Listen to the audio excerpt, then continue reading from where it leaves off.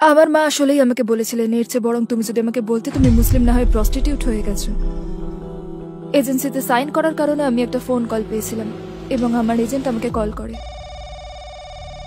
উনি ফোনে চেঁচিয়ে আমাকে বলেছিলেন, কি করে পারলে তুমি তোমার ক্যারিয়ার নষ্ট করতে, করছোটা কি তুমি? এটা একটা বিশ্ব ভ্রমণ ছিল, ওরাই দিয়ে দিত হোটেলের ভাড়া আর বিমানের ভাড়া। এটা স্বপ্নের মতো ছিল। আপনার মা ইহুদি হলেই কেবল আপনি ইহুদি হতে পারেন। আমি কাউকে বলিনি যে আমরা ইহুদি। ব্যাপারটা ছিল প্রায়, আমি প্রচন্ড লজ্জাবোধ করতাম, কেন আমি জানি না। ইসলাম গ্রহণের আগেরকার স্টেজ লাইফ এবং উপস্থাপক হিসেবে আপনার ক্যারিয়ারের কথা বলুন। সম্মানিত দর্শক মণ্ডলী, আসসালামু আলাইকুম। আশা করি সকলে অনেক অনেক ভালো আছেন। আলহামদুলিল্লাহ, আমিও অনেক ভালো আছি। সম্মানিত দর্শক মণ্ডলী, ইতিমধ্যে আপনারা দেখেছেন একজন ইহুদি বোন তিনি ইসলাম ধর্ম গ্রহণ করেছেন। আলহামদুলিল্লাহ, সেই ইহুদি বোনটি কোন কারণে ইসলাম ধর্ম গ্রহণ করেছেন তা আজকের এই ভিডিওতে দেখাবো। যদিও ভিডিওটি বাংলাতে ট্রান্সলেট করা হয়েছে, তবে ঘটনাটি একদম সত্যি। তা আজকের এই ভিডিওটি অত্যন্ত গুরুত্বপূর্ণ, না টেনে শেষ পর্যন্ত দেখার বিনীতভাবে অনুরোধ করছি এবং আপনাদের ব্যক্তিগত মতামত অবশ্যই কমেন্ট সেকশনে জানিয়ে দিবেন। আমার মা আসলেই আমাকে বলেছিলেন এর চেয়ে বরং তুমি যদি আমাকে বলতে তুমি মুসলিম না হয়ে প্রস্টিটিউট হয়ে গেছো। এজেন্সিতে সাইন করার কারণে আমি একটা ফোন কল পেয়েছিলাম এবং আমার এজেন্ট আমাকে কল করে।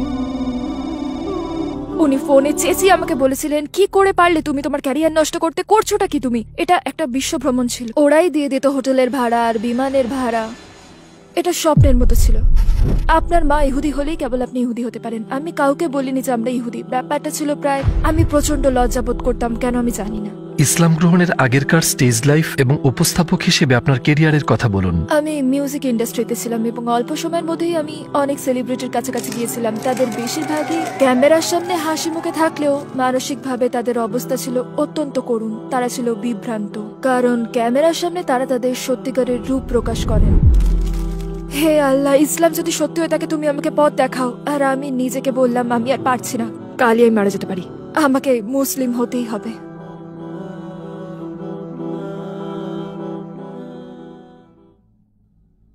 যদি আপনাকে শুধু একটা দোয়া করতে বলা হয় যেটা কবুল হয়ে যাবে, তাহলে আপনি কি দোয়া করবেন? আমার বাবা এখন খুবই অসুস্থ, তাই আমি দোয়া করছি যেন তিনি পথ খুঁজে পান, কিন্তু না। আমার পরিবার ইহুদি। কয়েকদিন আগে, মৃত্যুর আগে তিনি কালিমা শাহাদাত পাঠ করেছেন। আল্লাহ তার উপর রহমত বর্ষিত করুন, আমিন। আসসালামু আলাইকুম বোন খালিল আলী স্টার, আমাদের আমন্ত্রণ গ্রহণের জন্য ধন্যবাদ। ইটার্নাল প্যাসেঞ্জার হিসেবে আপনাকে পেয়ে আমরা খুবই আনন্দিত। খালিল আলী স্টার কে এবং আপনার ব্যাকগ্রাউন্ড সম্পর্কে আমাদের সংক্ষেপে বলবেন? ওয়ালাইকুম আসসালাম। আমার জন্ম লন্ডনের উত্তর পশ্চিমাঞ্চলে। আমি বেড়ে উঠেছিলাম এমন একটি পরিবারে যেখানে সবাই নাচ গানের সাথে যুক্ত ছিল। আমার বড় খালা যুক্তরাজ্যের অনেকগুলো থিয়েটার কোম্পানির প্রতিষ্ঠাতা ও মালিক। আমার কাজিন সোনিতে সাইন করেছিল, অর্থাৎ এরকমই ছিল আমার জীবন আর আমার চারপাশের পরিস্থিতি। আমি স্টেজ স্কুলে গিয়েছিলাম খুব ছোটবেলাতেই। আমি নিয়মিত পারফর্ম করছিলাম। তারপর কৈশোরে পদার্পণের পর আমি বুঝতে শুরু করলাম, মনে হলো আমি কোথাও যেন নিজেকে খাপ খাওয়াতে পারছি না। সম্ভবত আমি নিজেকে খুঁজে ফিরছিলাম। আমি বাড়ি ছেড়ে চলে গেলাম। আমি স্কুল ছাড়লাম 14 বছর বয়সে, আর তারপর মিশেছিলাম নানা ধরনের মানুষের সাথে। কিন্তু এই জার্নিটা মোটেই সোজাসাপটা ছিল না। আমার এই পর্যায়ে আসতে অনেক সময় লেগেছে। বিশ্বাসের দিক থেকে আপনার জীবন কেমন ছিল? আপনি কিসে বিশ্বাস করতেন? আমার পরিবার ইহুদি। আমরা মোটেই ধার্মিক ছিলাম না এবং আমি সত্যি পথভ্রষ্ট ছিলাম। আমার বাবা মা দুজনেই সংশয়বাদী, তারা ধর্মে বিশ্বাস করতেন না। তাই আমরা বাড়িতে শুকুরের মাংস খেয়ে বড় হয়েছি, যেটা মোটেই ইহুদি সুলভ নয়। আমরা ক্রিসমাস পালন করতাম। আমরা আসলে ইহুদি ধর্মের কোনো উৎসবই পালন করতাম না, তাই নিজেকে আমার ইহুদি বলে মনেই হতো না। এবং আসলে আমি কাউকে বলতামই না যে আমরা ইহুদি। নিজেকে ইহুদি পরিচয় দিতে আমার কেমন লজ্জা বোধ হতো, আমি জানি না কেন। হ্যাঁ, ব্যাপারটা এখন আমি বুঝি। তবে এটা ঠিক যে দীর্ঘ সময় ধরে আমি আমার ঐতিহ্য নিয়ে মোটেই গর্বিত ছিলাম না। ইহুদি ধর্মে আমার মোটেই বিশ্বাস ছিল না। আমি খ্রিস্ট ধর্মে দৃষ্টিপাত করেছি, কিন্তু আমি এই ধর্ম মোটেই বুঝতে পারিনি। আমি বুঝতে পারিনি তিনটি ঈশ্বরের কথা, কিভাবে ধর্মটা একেশ্বরবাদী হয়। আমি এক সৃষ্টিকর্তায় বিশ্বাস করতাম আর প্রার্থনা করতাম। আমার মনে আছে যখন জীবনটা খুব কঠিন হয়ে গেল, আমার এক বন্ধু আত্মহত্যা করলো আর এরকম সব বাজে ঘটনা ঘটে গেল আমার জীবনে। আমি সবসময় প্রার্থনা করতাম, কিন্তু আসলে আমি জানতাম না আমি কার কাছে প্রার্থনা করছি। ইসলাম গ্রহণের পূর্বের মঞ্চের জীবন ও উপস্থাপক হিসেবে আপনার ক্যারিয়ার সম্পর্কে আমাদের বলবেন কি? আমি মিউজিক ইন্ডাস্ট্রিতে ছিলাম এবং খুব অল্প সময় আমি অনেক সেলিব্রিটির কাছাকাছি গিয়েছিলাম। ওইসব ক্ষেত্রে আমি অনেক কাজ করছিলাম। BBC ওয়ান, এক্সট্রা আর ক্যাশ MF এ কাজ করছিলাম। আমি রেডিওতে বড় বড় শো উপস্থাপনার কাজ পাচ্ছিলাম এবং অনেক বড় বড় তারকার অনুষ্ঠানে হোস্ট ছিলাম। হাজার হাজার দর্শকের সামনে স্টেজে যেতাম আমি। এটা ছিল আমার রুটি রুজির উপায়। খুব অল্প বয়সেই আমি আমার কাজের জন্য টাকা পেতাম। আমাকে হাসি খুশি থাকতে হতো, কিন্তু আমাকে দেখে যেমন মনে হতো আমার ভেতরটা তেমন ছিল না। তো কিছুদিনের মধ্যেই আমি ওই কাজ ছেড়ে দিলাম। আসসালামু আলাইকুম প্রিয় ভাই ও বোনেরা, আমরা দেখেছি যে আমাদের দর্শকদের ৮০% মানুষজন আমাদের চ্যানেলে সাবস্ক্রাইব করেননি। আপনারা যেমনটি জানেন, আমরা একটি অলাভজনক প্রতিষ্ঠান, আর আমরা আমাদের কোনো ভিডিওতে বিজ্ঞাপন চালাই না। টুয়ার্ডস ইটার্নিটি শুধু একটি ইউটিউব চ্যানেলই না, এটি একটি মাদ্রাসাও। এখানে আমরা চেষ্টা করি নিজেদের এবং যুব সমাজকে ইসলামী শিক্ষা দেওয়ার। আমাদের লক্ষ্যই হলো শুধু সত্যকে প্রচার করা। কাজটা ছোট হতে পারে, কিন্তু ইনশাআল্লাহ অনেকের জন্য এটি পথ চলার সহায়ক হবে। এখন সাবস্ক্রাইব বাটনে ক্লিক করুন এবং একসাথে পথ চলি অনন্তকালের দিকে। আপনার ভাষ্যমতে আপনি তারকাদের সাথে অনেক সময় কাটিয়েছেন এবং বাইরে থেকে তাদের জীবন খুবই ঝলমলে আর চাকচিক্যময়। ভেতর থেকেও কি সেটা একই রকম? এ ব্যাপারে কোনো ইন্টারেস্টিং স্টোরি আছে কি? যদিও বিষয়টা হাস্যকর, কিন্তু এই বিষয়টা আমার জীবনের অস্তিত্বের ব্যাপারে আমাকে প্রশ্নবিদ্ধ করে। কারণ এন্টারটেনমেন্টের জগতে একজন হিসেবে আমি সবসময় এমন সব মানুষের কাছাকাছি ছিলাম যাদেরকে দেখা হয় কেবল বাইরে থেকে। মনে রাখতে হবে, ওই সময় ইনস্টাগ্রাম ছিল না, ছিল শুধু প্যাপারাজি আর টিভি ইন্টারভিউ। সেসব দেখলে তারকাদের জীবনের দিকে তাকালে বোঝা যায় যে তাদের স্বপ্ন পূরণ হয়েছে, তাদের গাড়ি আছে, টাকা আছে, নিজেদের প্রতিভাকে কাজে লাগিয়ে সাফল্য হিসেবে তারা যা চাচ্ছে তাই পাচ্ছে। আপনি হয়তো ভাববেন তারা অত্যন্ত সুখে আছে, তারা সব সুখ খুঁজে পেয়েছে, কিন্তু আমি দেখেছি যে পার্টির পর তাদের বেশিরভাগই ক্যামেরার সামনে হাসি খুশি মানুষটারই বেহাল আর করুণ দশা। মানুষটা সম্পূর্ণরূপে উদ্ভ্রান্ত আর বিভ্রান্ত। যদি আমি তাদের জিজ্ঞেস করতাম আপনি সুখী নন কেন, আপনার তো সবই আছে, তারা বলতো আমার মনে হয় না আমার কিছু আছে, আমার মনে হয় না আমি এখনো লক্ষ্য অর্জন করেছি। তারা কেউই মনে করতো না যে তারা সাফল্যতার মাঝেই দাঁড়িয়ে আছে। তাদের মনে হতো তারা সাফল্য থেকে এক ধাপ দূরে দাঁড়িয়ে আছে, সাফল্যকে দেখছে বাইরে থেকে। তাই আমি একা একাই ভাবতাম, বেশ কম বয়সী হলেও আমি মনে মনে একথা ভাবতাম যে জীবনে এর চেয়ে বেশি কিছু থাকা দরকার। এটা কিভাবে হয় যে বাইরে থেকে এত মানুষের ভক্তি পাওয়াই মানুষগুলো, যাদের দেখে মানুষ আনন্দে চিৎকার করে ওঠে, তারা কিভাবে এতটা অসুখী হতে পারে? আর আমি দ্রুত এই উপসংহারে পৌঁছালাম যে এই মানুষগুলো অসুখী কারণ ক্যামেরার সামনে নিজেদের আসল রূপ প্রকাশ করছে না, তারা তুলে ধরছে নিজেদের বাইরের রূপ। তাদের এমন আচরণ করতে হচ্ছে ঠিক যেমন ভাবে সমাজ তাদেরকে দেখতে চায়। তাই ভেতরে ভেতরে তারা পরিপূর্ণ বোধ করে না। আমার মনে আছে একবার আমি একটা বিশেষ পার্টি শেষ হওয়ার পরে ওখানে উপস্থিত ছিলাম। আমি কারো নাম বলবো না, যদিও নাম আমার মনে আছে। ওখানে হিপ হপ ইন্ডাস্ট্রির খুব বড় বড় তারকারা উপস্থিত ছিলেন। রাস্তা দিয়ে হেঁটে গেলেই মানুষ চিৎকার করে আর ছবি তোলে। আমার মনে আছে আমি তাদের সাথে হেঁটে যেতাম আর তারা সব কাজ শেষ করে বসতো। একজন পুরুষ সেলিব্রিটির কথা বলছি। তাকে দেখে মনে হতো তিনি যেন জীবনের সকল আশা ছেড়ে দিয়েছে।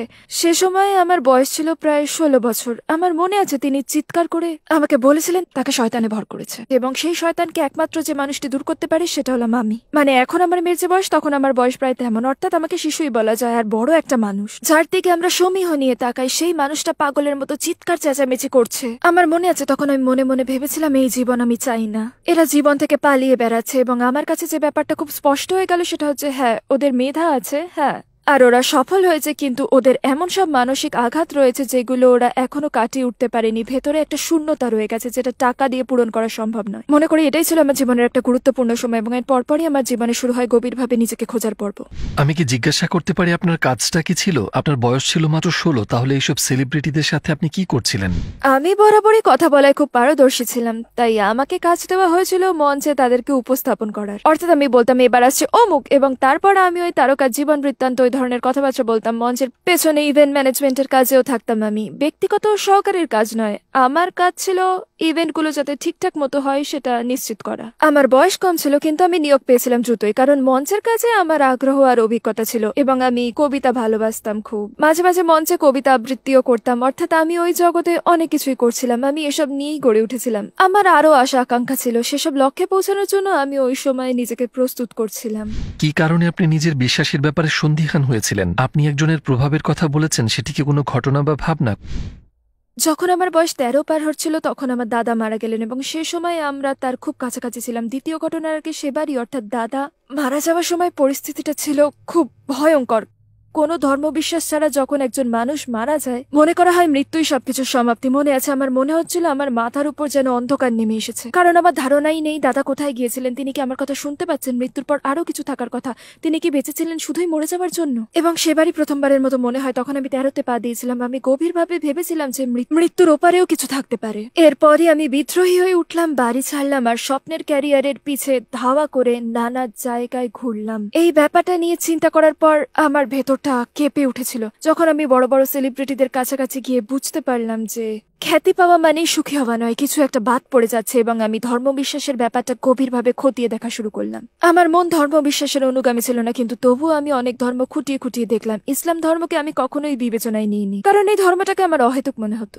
ইসলাম সম্পর্কে আপনার প্রথম জানা এবং পরিচয়টা কিভাবে? সে সময় দক্ষিণ পশ্চিম লন্ডনে আমার যে বান্ধবীর সাথে আমি ছিলাম দীর্ঘ সময় ধরে, আমাদের কর্মক্ষেত্রেও ছিল একই ধরনের, আমরা একসাথে কাজ করতাম। সে মুসলিম হয়েছিল এবং আমি আসলে জানি না সে কেন মুসলিম হয়েছিল, ঠিক কি কারণে সে ধর্মান্তরিত হয়েছিল আমার আসলেই জানা নেই। কিন্তু সে মুসলিম হয়েছিল এবং আমাকে সে বলেনি যে সে ইসলাম ধর্ম সম্পর্কে জানে, সে সরাসরি আমাকে বলেছিল আমি একজন মুসলিম। এ কথা শুনে আমি মর্মাহত হয়েছিলাম, আমি বিশ্বাস করতে পারিনি। আমি মনে মনে বলেছিলাম তুমি তো তোমার জীবনটা নষ্ট করেছো। সত্যি বলতে গেলে তেমনটা আমি ভেবেছিলাম, কারণ আমরা দুজনেই ওই জগতে ছিলাম। আমি সত্যি ভেবেছিলাম যে সে তার জীবনটা নর্দমায় ছুড়ে ফেলেছে এবং তার ক্যারিয়ার শেষ। ভেবেছিলাম সে আর কিছুই করতে পারবে না। তারপর আমি লক্ষ্য করতে লাগলাম কতটা বদলে গেছে সে।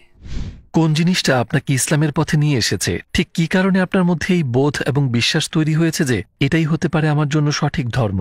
যখন আমি শুধু আত্ম অনুসন্ধান শুরু করি তখন প্রথমেই আমি জেনেছি ইহুদি ধর্ম সম্পর্কে, কারণ সেটাই ছিল আমার জন্য স্বাভাবিক, যেহেতু আমার পরিবার ইহুদি এবং আমিও তাই। এক সেকেন্ডের জন্য বুঝে উঠতে পারিনি কিভাবে এই ধর্ম বলে যে ইহুদি হয়ে না জন্মালে ইহুদি হওয়া যাবে না। যারা নিজেদেরকে সত্যিকারের ইহুদি বলে দাবি করে তারা আপনাকে বলবে যে আপনার মা ইহুদি হলে তবেই আপনি ইহুদি হতে পারবেন, অর্থাৎ এটা জন্মগত অধিকারের ব্যাপার। এবং তারা সত্যি সত্যি বিশ্বাস করে যে আর কেউ ইহুদি হতে পারবে না, আর কেউ এই ধর্মে প্রবেশ করতে পারবে না। আমি মনে মনে ভাবলাম তাহলে পৃথিবী জুড়ে এত চমৎকার সব সংস্কৃতি, এত জাতি আর এত সুন্দর সব মানুষ সৃষ্টি হয়েছে শুধুই জাহান্নামের আগুনে পোড়ার জন্য?